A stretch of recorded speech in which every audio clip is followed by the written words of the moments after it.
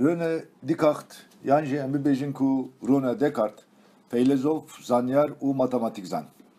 Di sih û yekê adara sala 1596 de li navçeya Tuînê li La Hayê hatiye dinyayê. Fêlezofekî Fransî û bi gotina xwe a di fikirêm nexwe ez heme an ku cogito ergo sum navdar e. Beriya her tiştî divê were gotin ku Descartes fêlezofekî rasyonalîst e û mantıka mirovî ewle û pêbawer dîtiye. Descartes ji bo felsefeya subjektif mînakek gelek baş e û gotiye ku meriv dikare pirsgirêkên xwe yên herî mezin jî bi xwe yan jî di xwe de çareser bike. Bavê wî hukukzan bûye û Descartes di malbatê de wekî zarokê çarem hatiye dinyayê. Li gor gotinan dibêjin ku Xwediyê tebiatek narîn û şikestok bûye. Tê gotin ku di dema zayînê de ji mirinê filîtiye. Piştre bi xêra dêşîra xwe bi serev vedaye û jiyana xwe berdewam kiriye. Lêbelê narintiya laşê wî carnan bi kêrî wî jî hatiye. Mesela dibêjin ku li mektebê roja yekşemê hemû zarok serê sibê zûra dibûn lê ew heta wextê nîvro jî radiza û nediçû mektebê. Di demekî Kurt de pê derxistin ku Descartes zarokekî gelekî jîr û akilras e. Loma jî heta 8 saliya xwe ji aliyê mamosteyên taybet ve hatiye perwerdekirin. Di sala 1604 de ji bo xwendinê wî dane mekteba cizvîtan. Ev mekteba ku bi navê La Flèche de hat nasîn, di wê demê de yek ji wan mektebên herî baş a Ewropayê bûye. Descartes di wê mektebê de 10 salan xwendiye û klasîkên Yevnanî û Romayê, zimanê Fransî, müzik, şano, siwarî û eskrîmê fêr bûye. Mekteba La Flèche dîwarê felsefeyê de wê demê girêdayê doktrîna Aristoteles bû û perdewekê perwerdeyiyekê skolastik dida xwendekarên xwe.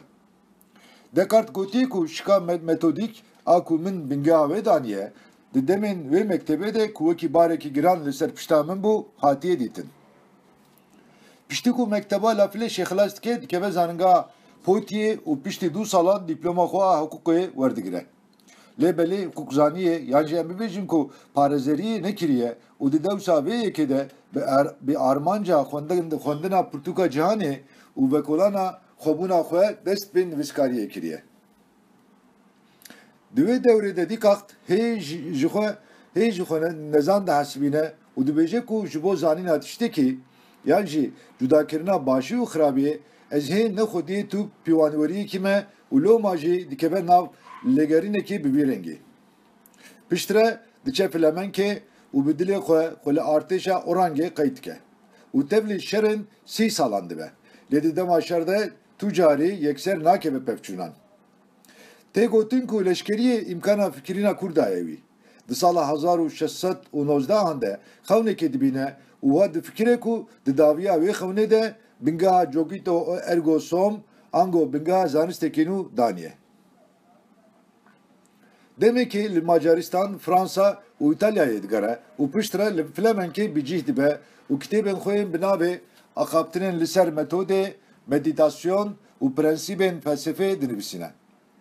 û bi nivîsandina van kitêbanan jî bi xwedînasiyê tê tewambarkirin û jê re kartezyen yanî bêdîn hatiye gotin. Demekî kitêbên wî dikevin nav lîsteya pirtûkên qedexe. Hê di dema mekteba cizvîtan de jî Descartes xebatên Galileyî, Kepler û astronomiyê dişopand û di dibistanê de jî beşdarê komên zanistî dibû. Di wê devrê de zêdetir bala xwe daye geometrî, fîzik û optîkê û bala wî a li ser wan şaxên zanistî wa demekî berdewam kiriye. Di wê devrê de kitêbên wî yên dioptrî û meteor têne weşandin. Lêbelê bi hesanî meriv dikare bibêje ku Descartes bi dîtina analîtik geometriyê navdar bûye. Di reşemiya sala 1605 de li Stockholmê ku li ser vexwandina Şahbanî ve Swêdê çûbû wê derê bi nexweşiya zatûreyê dikeve û dawî li emrê wî